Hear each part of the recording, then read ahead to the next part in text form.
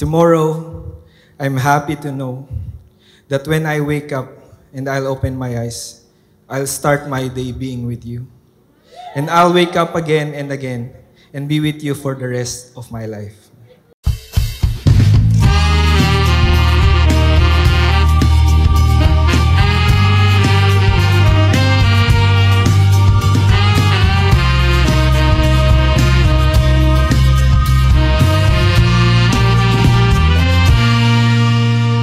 Sa'yo lang ako naging ganito, para bang nasira ulo ko. Pader ng puso ko, unting-unting bumibigay, sinisira mo. Saan mo gusto kumain ay kakain tayo dun. Yung mga cravings mo, pupunta tayo. Kung may gusto kang damit, bibilihin natin yan. Lahat yan ay ibibigay ko sa'yo basta syempre pag dumating na yung sahod. Sa'yo lang napaliw, sa'yo lang nagkaganito, sa'yo Hi, Ian.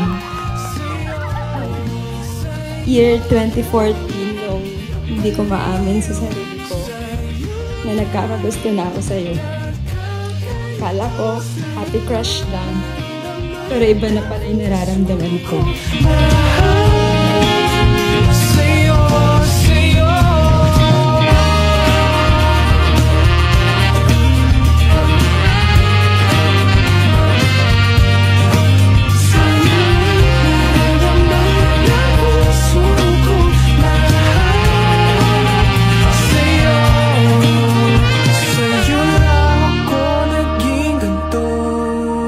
This is the beginning of what we have been waiting for.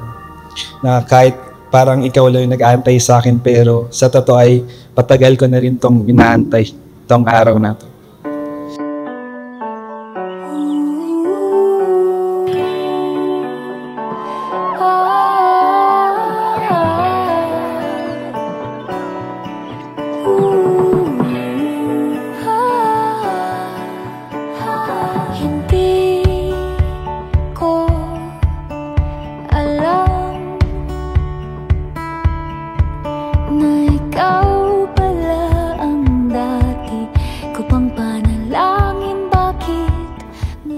Last year, on Christmas Eve,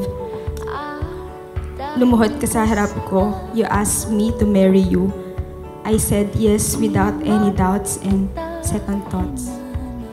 But honestly, that time, takot na takot ako.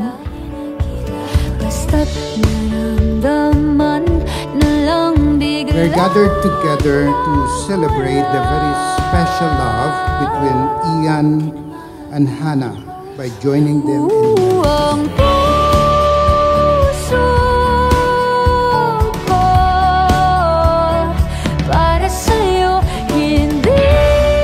The next day, the Lord spoke to me in my devotion.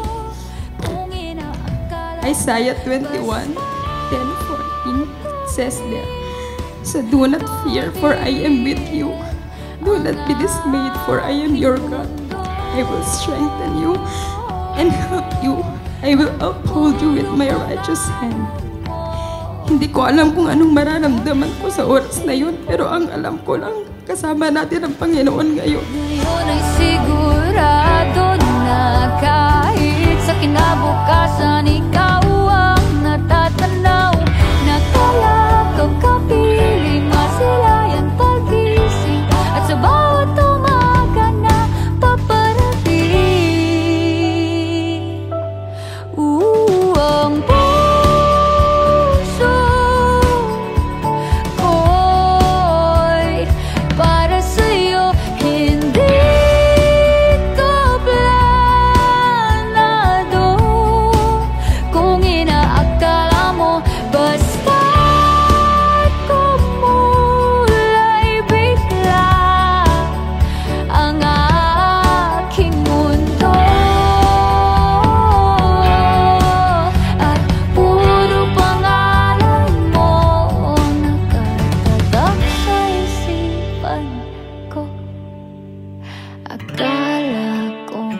love you so much, Hennessy, Ian, Pagawatan, Pinari.